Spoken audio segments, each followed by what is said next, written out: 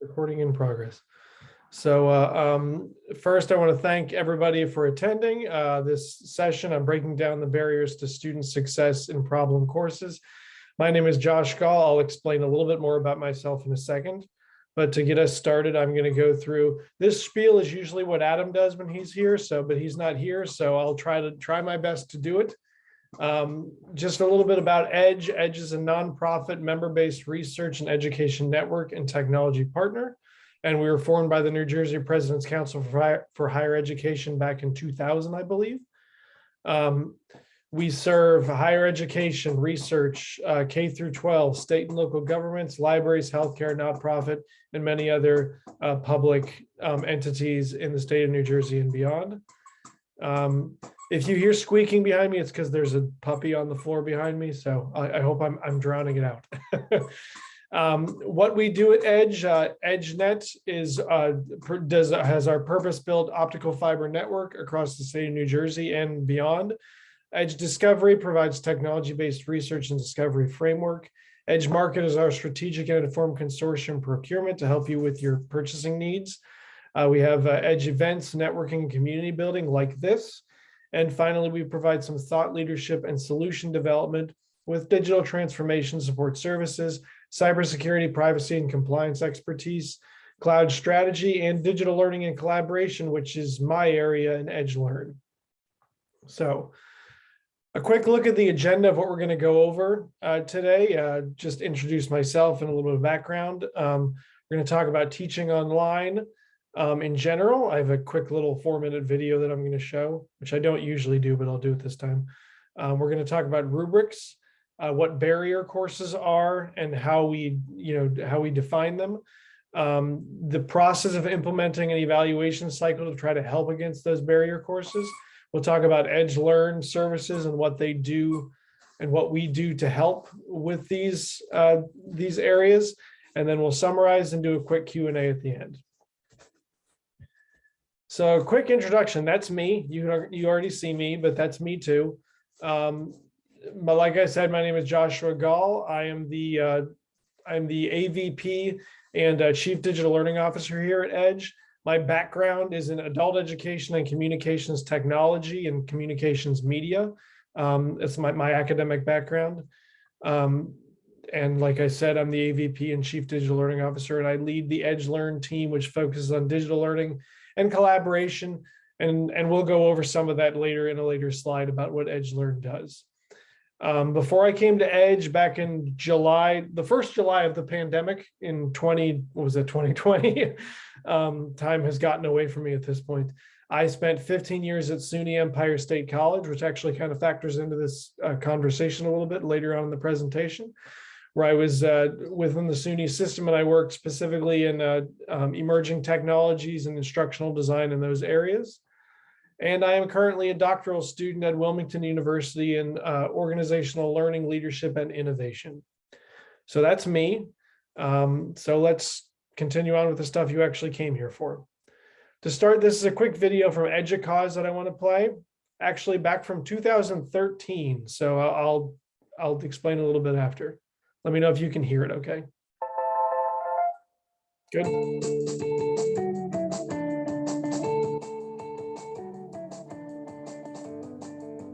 High touch is more important than high tech. When a student is in crisis or a student wants to brainstorm an idea, when they need a question answered, I want to be efficient. And one of the best ways of doing that is using the telephone. And so that's a real high touch way that has been really effective for me. And I had really avoided it for a long time because I thought, no, that's really not the technology of online education, but everything is the technology of online education. Establish social presence using digital storytelling. When you start in a face-to-face classroom, when that professor comes in, you're looking at their clothes, the way they act, the jokes, the stories, all these things. You size up who they are, right? So for me, one of the things I leveraged or I relied on was the power of storytelling. And so the power of storytelling, telling stories is a great way to establish your presence and to help students get to know each other as real people. Use technology intentionally. I think we get so excited, I know I do, about new tools and new digital communities and the social media tools and technologies that we can use to really enhance what we're trying to achieve with students in our courses. But we sometimes let the tool sort of drive our decision-making as opposed to going back to our learning objectives and saying, what do we really want to achieve? Does the tool help us achieve that? Just because we get really excited. The power of external resources. There's tons of resources out there that if you just take the time to look, it's amazing what you can use to supplement your online courses. And so you don't have to do all the work yourself. It doesn't always have to be contained in the LMS or in the textbook. And hopefully through that also help encourage and teach your students that there's great resources out there if you just spend the time. Make your expectations explicit. Being explicit in your directions, in your expectations, in everything that you are trying to achieve with students. That so often we keep that secret, we keep that hidden as faculty. We know what it is. Sometimes we don't even know that we're keeping it hidden. Make it really easy for students to find out what is it they have to do that week, when is it due, what are the points, what's at work, those types of things. Fun and playfulness and the unexpected. Doing something that's different can really jolt them and re-energize them and re-engage them in a way that allows them to express themselves creatively. So that it's not just writing an essay, but let's write a screenplay that demonstrates your understanding of these concepts. So anything that adds a little playfulness, I think just re-engages people and makes the online experience not feel so cookie cutter. Have to log in regularly. You probably should plan at least 5 days a week to be logging in your course. Now that doesn't mean you have to log in, all day, 5 days a week, right? Sometimes people, I think, misconstrue that and will say things like, well, online learning is just so much more work than face-to-face. I don't necessarily buy that, but it's very distributed. The faculty that I know that are the most successful, in my own experience, has been they log in regularly to their courses. The power of personal feedback. One of the things that I find that students really value and that they take away from is when they get specific individual feedback that's meaningful. And by not just giving feedback, but giving audio video feedback, I've had students come back to me and really comment on how it was very meaningful to hear that even the inflection in my voice and that they could actually walk away with a positive comment. Whereas a lot of times when you just type stuff out, the negative just kind of comes through, right?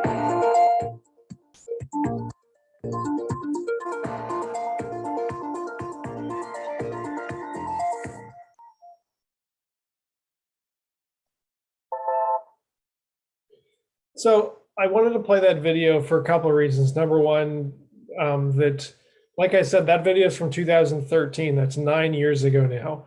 But pretty much all of those things they're saying still are pretty accurate, still are things that we need to do to create good online presence, good online teaching methodologies and things like that. And second, I just think it's interesting how much technology has changed in 9 years. I mean, RIP Vine. I saw that icon on one of the slides. But I wanted to start that to say, while technologies have changed, while standards have changed, and while things like that have changed, the practices that teachers should be using in online courses remains relatively similar to what it was 5 years ago, 10 years ago, 15 years ago. It's all about creating online presence and all about being there and making sure your students feel supported in any different way. So a lot of the things that we're going to talk about in this presentation are kind of underlie that and form a baseline for the instructors so that instructors don't have to worry about a lot of this minutia we're going to go through here today.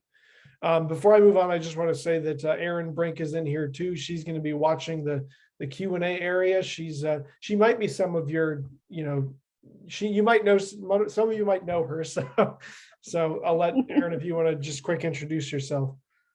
Sure, Josh, thanks. I'm the member account manager. I handle some of your accounts as the representative for Edge and the tool to provide resources to anything Edge provides.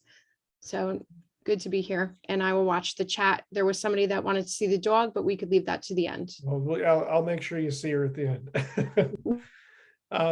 So I say all that about teaching online to get us to rubrics. Many of you, if you're instructors or if you teach as an adjunct, use rubrics to evaluate assignments, evaluate discussions, evaluate quizzes, things like that in your courses.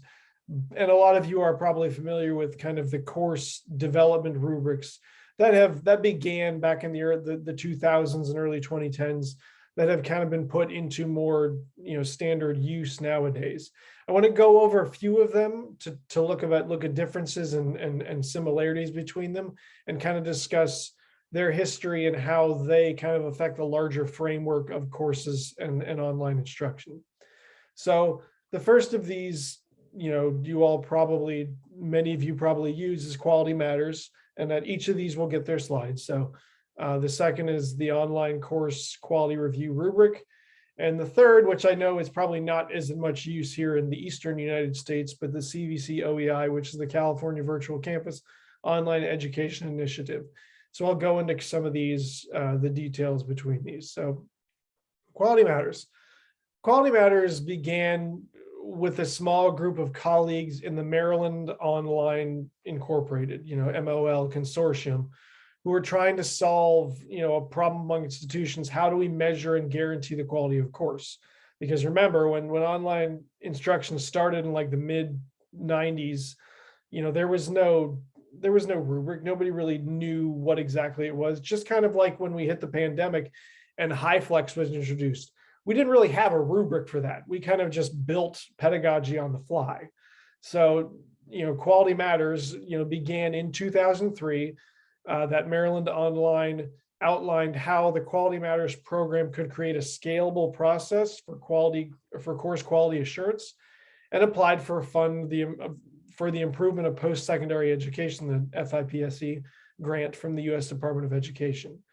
So QM's Quality Matters' vision on their website. Quality Matters is the global organization leading quality assurance in online and innovative digital teaching and learning environments. So although the FIPSE grant ended in 2006, Quality Matters persisted as a self-sustaining program within Maryland Online, and was used to impact the quality of teaching and learning at a state and national level. In the years that followed, more than 1,500 colleges and universities throughout the world joined the QM community and used the higher education rubric to improve their course design. Quality Matters had also trained more than 60,000 education professionals on online course design standards and certified thousands of online and blended courses. I'm one of those. I have, I got this little bad boy here, this rubric, because I have the applying the Quality Matters evaluation that rubric to online courses. So the general standards of Quality Matters are pretty simple. There are 8 general standards, 42 total standards. The general standards are course overview and information. This is where you kind of review and make sure that an introduction is there, that the syllabus is clear on the expectations in the course, and so on. Learning objectives, making sure that those learning objectives are measurable across the course and that they meet with the course objectives and the objectives of each activity. Assessment and measure it, making sure that the assessment and how students are evaluated throughout the course all make sense and build up to the larger, they have alignment with the entire course. Instructional materials, making sure that anything that's brought into the course makes sense for the course and fits into has a purpose and has a reason to be in the course for competency measurement and success. Learning activities and interaction, to making sure that the activities make sense for the course and that the interaction that the students have with each other and with their instructor makes sense. Course technology, obviously nowadays when most online courses are taught in an LMS, making sure that technology works the way it should, making sure that students can easily manipulate it and use it, and making sure any technology that's used outside of the LMS has a purpose and has a reason to be there and isn't just for fun. And learner support, making sure that not only do students understand where they need to go for learner support, whether it's tutoring or whether it's technology support, that it's readily available within the course. And finally, accessibility and usability, making sure that all course materials are accessible for students that have learning disabilities or visual impairment or audio impairment or things like that, making sure there's captioning in videos, and usability, making sure that students can navigate the course well and that it's not confusing, that they don't have to look in different pockets for things that should be easily available to them. Now, Quality Matters is, industry gold standard basically at this day and age. And most rubrics you find look relatively similar. Some may be simplified, some may be built upon it. But as you'll see, as we go through these other rubrics, they are measuring relatively similar things. So the Online Course Quality Review rubric, or OSCR, was from SUNY, the State University of New York, which I worked in. SUNY Online, which I actually was a part of before I came to EDGE, was in collaboration with campuses throughout the SUNY system, developed this online course design rubric and process that addresses the instructional design and accessibility of an online course. The rubric is openly licensed for anyone to use and adapt. So that's one of the biggest differences between OSCR and Quality Matters. Quality Matters, to get your course certified Quality Matters, you have to pay for it, or you have to be a member of Quality Matters to do it. The aim of OSCR is to support continuous improvements to the quality and accessibility of online courses, while also providing an approach to collect data that can be used to inform faculty development and support large-scale online course design review and refresh efforts systematically and consistently. So work on the design of the new Open SUNY Center for Online Teaching Excellence, which is COTE, was started in 2013 in August. And one aspect for the new Open SUNY set of initiatives envisioned by Chancellor Nancy Zimpher at the time, she's no longer there, but her strategic systemness effort to take online education to the next level of a scale at SUNY. So the goal of OSCR originally was still to ensure that all online courses meet quality instructional design and accessibility standards and are regularly and systematically reviewed, refreshed, and improved to reflect campus guidelines and research-based online effective practices. So similar to Quality Matters, OSCR has 6 different standards as opposed to Quality Matters 8, and 50 total standards within those 6 substandards. Overview and information, again, making sure that the students understand what they're in for in class and who their instructor is. Technology and tools, that pretty much is self-explanatory, making sure that every tool in the course has a purpose and is functional. Design and layout, making sure that the UI UX, the user experience and the user interface is easy to understand and you can find the things you need in the course as a student. Content and activities, this kind of crams those 2 standards that was in Quality Matters together, determining the purpose for content and determining the purpose for activities along the same lines. Interaction, making sure that students have a place where they can connect with their classmates and with their instructor. And finally, the assessment and feedback, making sure that students understand and how they'll be evaluated against the objectives and the rubrics in the course, and how they can provide feedback and where that feedback can come from. Finally, the CVC OEI online course design rubric, which was from @ONE, which is the Online Network of Educators, which is a collaborative system-wide network of California community college faculty, staff, and administrators. It's coordinated by the professional development team of the CCC California Virtual Campus Online Education Initiative, which is the CVC OEI. This company provides training and professional development to support provides training and professional development to support the effective use of digital tools and platforms to make California community colleges a nationally recognized leader in online teaching and learning. Much like SUNY is a big name in state systems in the nation, California is probably even bigger. Funding from the California Community College Chancellor's Office ensures that ONE's offerings are provided for free or at a very low cost. So the goals of ONE, through its network of dedicated educators, ONE provides professional development that is technology-based but student-focused, with the goals of improving retention and success rates of California's diverse online community college student population, improving the online learning experience for all students, including students with disabilities, students with basic skills needs, and students from underserved populations, decreasing the cost of education for students by providing training and support for colleges to leverage OEI procured tools and platforms, and finally ensuring that all community college faculty in California and staff possess the digital literacy skills to inspire and prepare students for success in the digital age.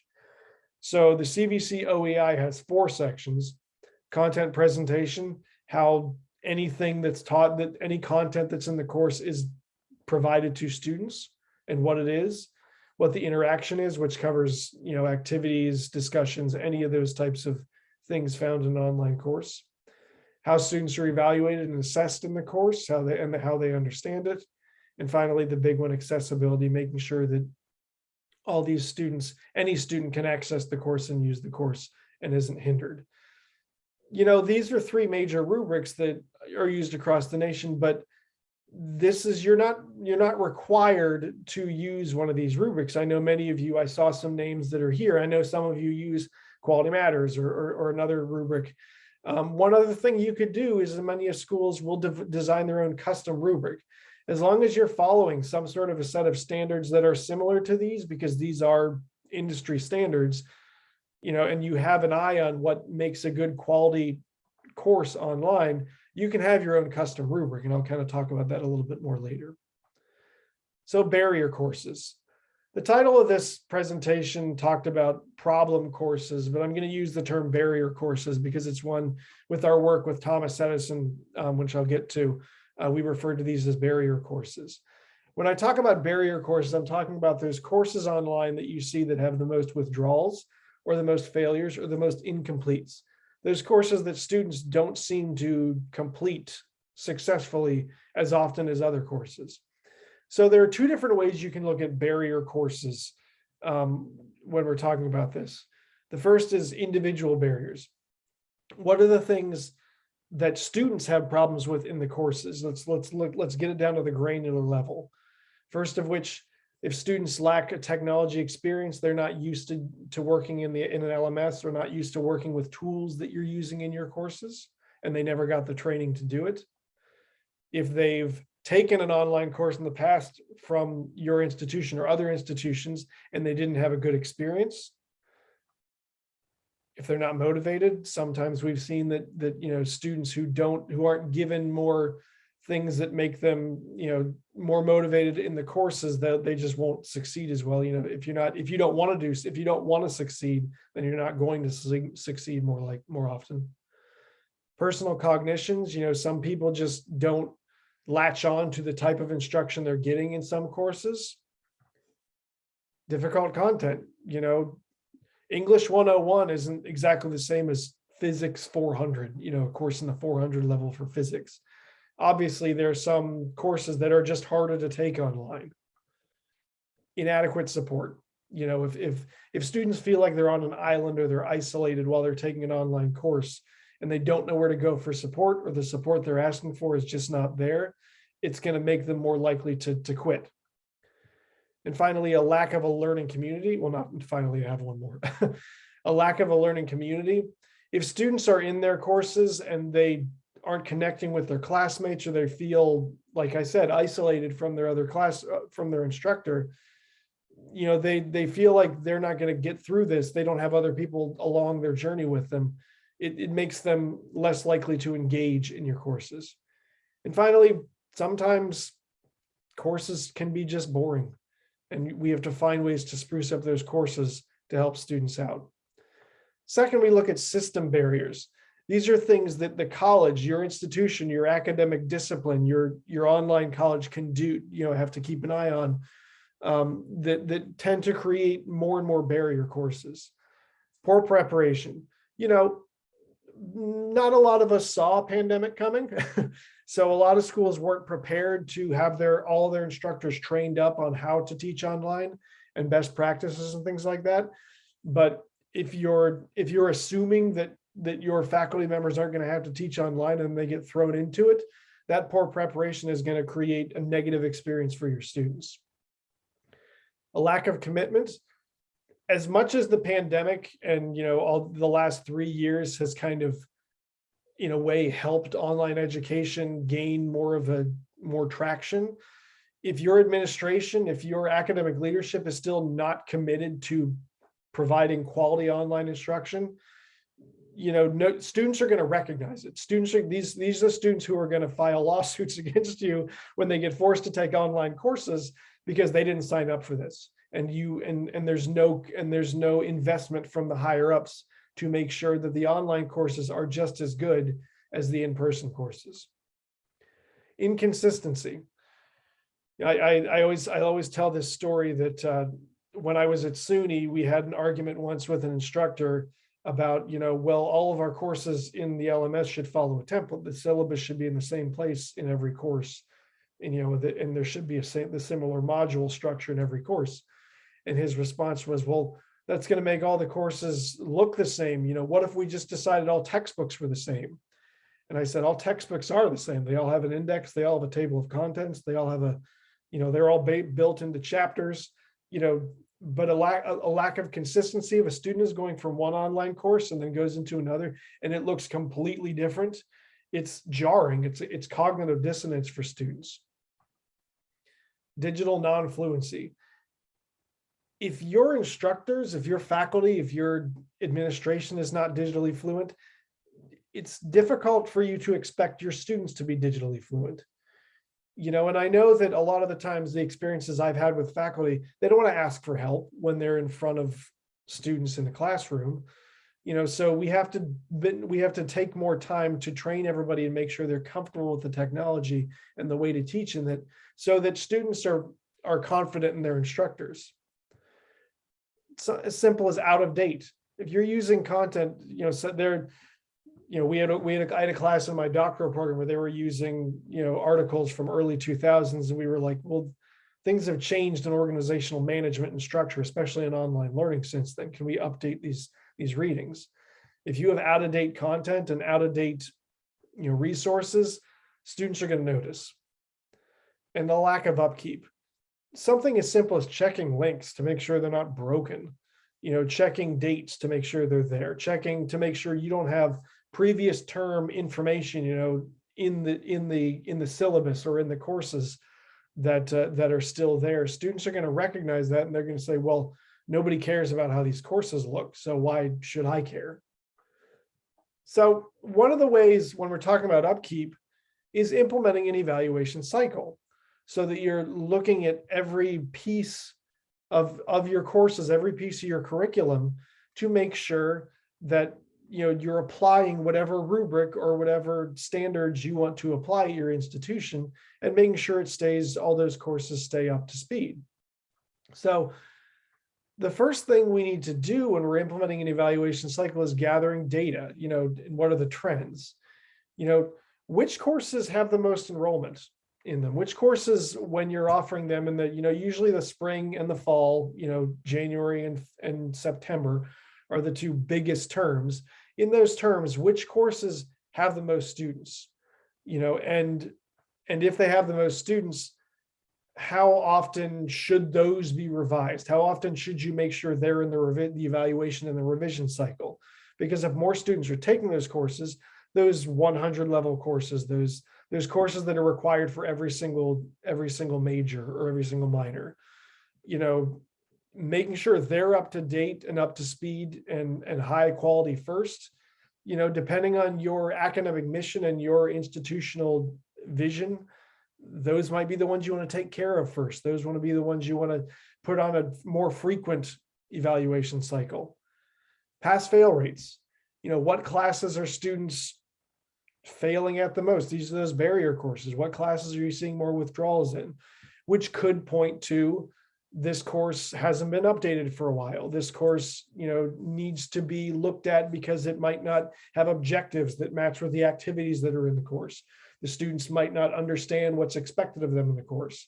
These are the types of things that affect pass-fail rates, and these are the things that should come into account when you're deciding what courses get evaluated more often and what gets revised more often. And class-specific data. We talk about this larger pass-fail rates, course data or system data, but what about the class-specific things? What about the tests in your course? Do you have a test if you're a faculty member or you're an instructional designer? Do you notice that students are succeeding less at one activity than another? Maybe that activity needs to be looked at. Maybe you're looking at the activities in your course and you have way too many multiple choice quizzes and you need to put in some video assignments or some group assignments or something like that, something that's more based in active learning methodologies. Even evaluating on that granular level can go a long way to help in the larger scale, applying those rubrics and things like that, because you're going to have to apply that rubric and look at those activities anyway. And so the next thing is looking at summative feedback, and this comes from faculty and students.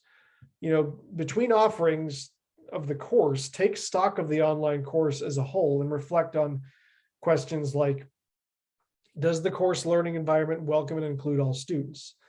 Are you giving them, are you telling them what they should expect? Are you explaining to students by the end of this, what are you explaining to them what the objectives are and what they're going to need to do to meet those objectives?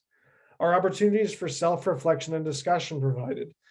I mean, we all know that online courses, some students, unless there's, we all kind of hate the thread of discussion, but there needs to be some sort of a way for students to communicate in class beyond a discussion thread or beyond, submitting assignments or something every week.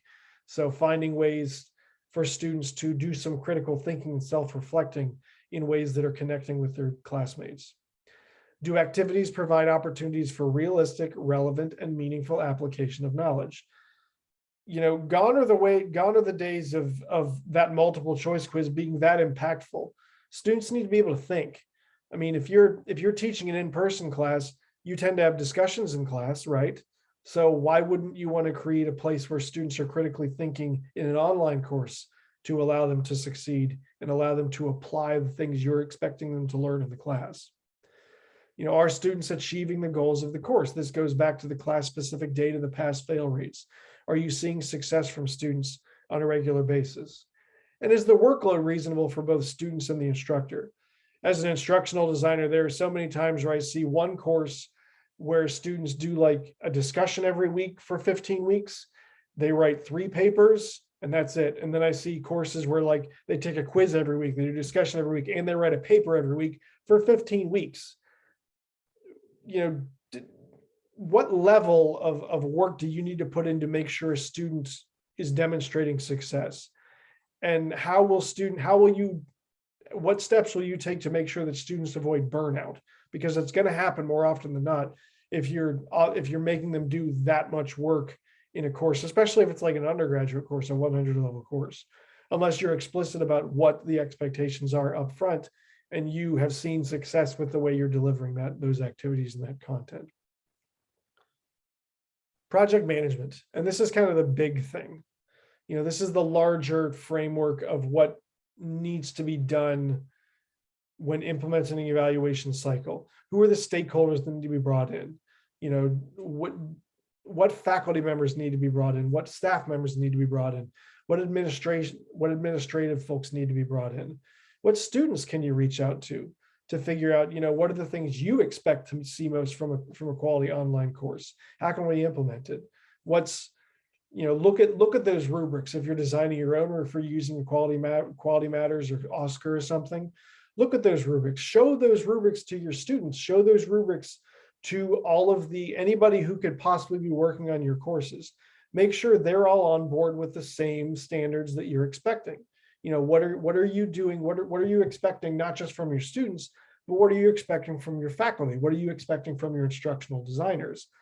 Define who does what and what's expected of them.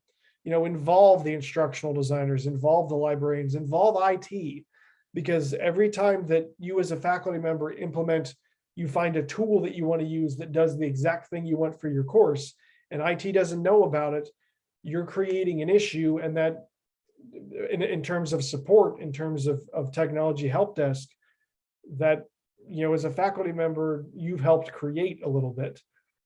And that goes into the Quality Matters rubric, that goes into the Oscar rubric, that goes into making sure that all those technologies in the course, that students know where to go for tech support, that the technology people know what's in the course, and that it makes sense for the purpose of the course. What are the benefits of implementing an evaluation cycle in the grand scheme of things? Obviously, I'm kind of talking about this on the surface level. Implementing an evaluation and a revision cycle for your courses, most of your schools probably already have it. The problem is, and because I started this with talking about Quality Matters rubric, is that they're typically, we have a revision cycle, but a lot of times it's not enforced the way that we want it to be enforced. It's not standardized the way that we want it to be standardized. A lot of times we don't have enough people. So faculty are designing their own courses, so they don't have time to also evaluate their own courses to go through. And that's understandable. Faculty should really be teaching courses more than they should be doing kind of the nitty gritty in the back end. But they at least need to understand what those rubrics are and what the evaluation and revision cycle should be. So the biggest benefits of having an evaluation and a revision cycle for your courses, number one, fresh courses. I mean, the more up to date your courses are, the more accurate and current your resources are, the more students will be able to connect with them because they're alive now. They're not alive 20 years ago at the beginning of the 2000s. So it helps us not only provide fresh content, but provide fresh tools, update activities. What are the tools we have that could actually be applied more perfectly in this case? What are the tools the students can use that they already have access to? Something as simple as, I've seen situations where a class will say, use your, OneDrive account or something like that, and the school doesn't even use Office 365 anymore because the class is out of date. Something as simple as that. Institutional attitude. This goes back to the buy-in from the higher level, making sure there's as much support and resources built into making sure that the online courses are high quality and stay high quality as there is to the face-to-face courses. The more work you put in before the course is taught, the less work it's done to kind of makeshift your way through the course when there's an issue. So if the executive level, if the president, if your provost, if your CIO, your COO, all those executive level leaderships are all invested in providing the resources as an institution to support online learning and build out this evaluation and revision cycle, it's going to make things work much more seamlessly, and work like a machine. Collective experience. So often there are schools that just kind of leave their faculty, sometimes their staff, on islands to kind of do their own thing. I always joke that, I always want people to ask questions when I give trainings, because a lot of people sometimes are embarrassed to ask that question. But believe me, when you ask a question, more often than not, there are 5 other people in that room who had that question. And misery loves company. If you're confused, a lot of times it's nice to hear that somebody else is confused too, or you need help too, or somebody else needs the same help that you need. Because, okay, I think a real world example, at Empire State College, where I was before Edge, we had 36 campuses across New York State and 7 international. If there's a problem with the LMS, or there's a problem with course pours, let's say, and somebody out in Buffalo notices it and doesn't tell us in Saratoga, where I am, about that problem, and it's a system-wide problem, nobody's going to know about it. Rochester's not going to know, Manhattan's not going to know, Plattsburgh's not going to know unless you tell us. If we're all having a collective experience, if we're all sharing information, sharing our experiences, and building all of this together and working with our instructional designers, our librarians, our tech staff, our student support professionals, our academic support professionals, our tutors, then we're all going through the same thing. We all are speaking the same language. We're all actually working toward the same end goal. And easier to support. I already made mention of this earlier. I come from the world of IT. When I was at Empire, I was in IT. And believe me, there's nothing more frustrating than going into 10 different courses that are all, say, 10 different sections of the same course, One course is using Google Drive. One course is using Microsoft OneDrive. One course is just using Dropbox. They're all using different tools. It's very difficult for IT or student support to support students when there's no standards being followed, when there's no, I don't want to say a watchdog, but there's nobody policing, things to make sure that, that we're not going to be blindsided, that the people that are supporting your students that aren't just faculty aren't going to be blindsided by questions that they've never heard before. And that goes back to that collective experience, making sure that everybody knows what's going on, what are the approved processes, standards, and expectations we apply to all these courses. So Edge Learn, and now is the sales part of the presentation. Edge Learn provides a number of things to help, can provide a number of things to help you build these revision cycles, evaluate your courses and things like that. A lot of you already use us and have met me probably and some of my team. Like I said, I'm the Chief Digital Learning Officer. I can help with that strategy side of things and making sure that your online programs meet the same standards as your in-person programs. And there's that bridge between IT and academic affairs is a clear one and can be crossed easily back and forth. We provide instructional design services, help with program development, new program evaluation, instructional technologies. If you're implementing, say, a new LMS, we've done that. I've been through 3 LMS conversions and implementations. We can provide support and training for things like that.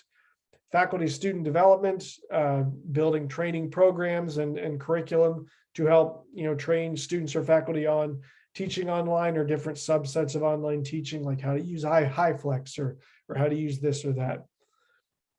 Learning space design. I've visited a few of your campuses, I think, to do evaluations of spaces and recommend best ways to use spaces to provide good digitally, hybrid and 21st century instruction.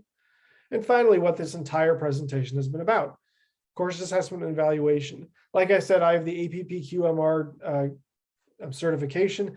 I can't Quality Matters certify your courses. You have to pay Quality Matters to do that, but I can at least evaluate it against the rubric and give you recommendations and provide reports for how you can improve those courses. And if you want to get that Quality Matters certification, it'll pass if you just implement the changes that we find. My other team is also certified in that. Like I said, I have experience. I was part of Oscar and the build out of that. We have a ton of staff that can do course evaluations for you and help you. Like I mentioned earlier, we did work with Thomas Edison to evaluate a number of courses and provide against their custom rubric that they built. I've used the Quality Matters rubric to provide evaluation of courses for Georgian Court, for NJCU, and I'm going to be doing it for Bergen pretty soon in our partnership with them. So these are all things that we can do to help you with your build out of this kind of revision cycle and helping against barrier courses. So a quick summary, and then I'll open it up a little bit. When we're talking about working with barrier courses and removing barriers for students to learn from not just an individual, but a system-wide level. Agree on quality. What are the standards that your institution is going to decide on and apply across all the courses? It's difficult when, an online English course is very different than an online calculus course or an online physics course or an online health services course. But there are still standard, general quality standards that you can meet that are not content specific. That if you agree on that across the entire institution, it is a much more streamlined and process managed way to implement and review your courses. It's much easier to review courses and update them if you build a cycle based on the same standards of quality. Trust the data. Too often we get a course that students keep failing and the instructor, a lot of times, or the instructional designer will not admit that course might need some help. Let's be honest. You got to take the data, you got to take the feedback, because if everybody's telling you that this assignment is really, really difficult and 75% of students are failing it, you might need to update the assignment in some way. Trust that data, that it's not just a bunch of one-offs. collective responsibility. Everybody needs to be working to the same goal. And that means even if you don't like it, if your institution is applying a quality rubric, or some set of standards that your course needs to have, it's better for your students if you're applying that same rubric and you're applying that same standard, because then they're seeing the same thing they're seeing in their other courses from your course. And if students spend more time looking for the syllabus in your course instead of actually engaging with you and the content, they're going to fail. It's definitely going to be a fail.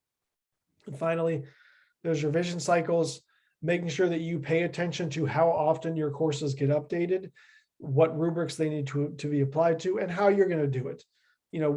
How often you're going to do it, what courses need to be reviewed more often, what courses need to be updated more often, and who on your staff, who in your institution is going to be responsible for doing those reviews and doing those updates. And finally, we can help with any of it. So you can always reach out to us, to me, to Aaron, to Michelle, our other, our other market, your other contact at Edge that manages the accounts. And we can talk to you about ways that we can help you in any of these areas. So, any questions? Hold on, let me get her. Come here, Meg. This is Maggie. She's 4 months so old cute. now. She's a golden doodle. She's tired. She was taking a sun bath. So you can go back to sleep now. Aw. Kathleen said so cute. That made the presentation. Nothing I Absolutely. said over the last 50 minutes is really that important compared to that one, trust me. Yeah. I did add my information for email and phone number in the chat if anyone wants to reach out afterwards and get in touch with Josh. And if you have any questions, you could raise your hand and I can unmute you if you want to ask now.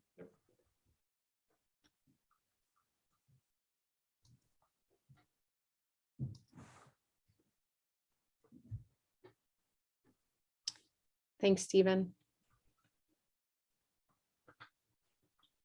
It doesn't look like we have questions, Josh. Okay. Well, I want to thank everybody for coming.